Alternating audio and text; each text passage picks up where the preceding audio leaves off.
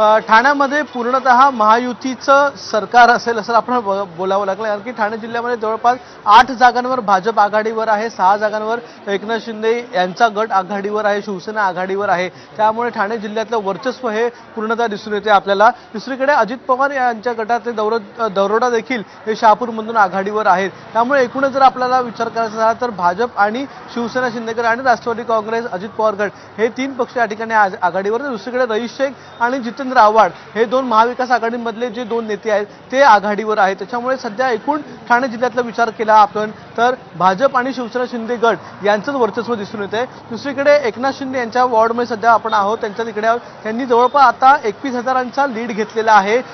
प्रताप सरनाईक त्यांच्याच पक्षातले आहेत, त्यांच्याकडे जवळपास 31,000चा लीड आहे आणि सगळ्यात चुरशीची लढत ज्या ठिकाणी होती ठाणे शहरामध्ये, त्या ठाणे शहरामध्ये जर आपण विचार केला तर संजय केळकर हे आघाडीवर आहेत, अविनाश जाधव हे 3ऱ्या नंबरवर गेलेले आहेत मनसेचे, तर राजन विचारेचे ठाकरे गटाचे होते ते 2ऱ्या नंबरवर सध्या आहेत। त्यामुळे एकूणच चुरशीची लढत जी होती त्या ठिकाणी आपल्याला संजय केळकर हे आघाडीवर दिसून येत आहेत ठाणे शहरामध्ये, असं संपूर्ण चित्र सध्या ठाणे जिल्ह्यामध्ये आपल्याला बघायला मिळतंय। प्रज्ञा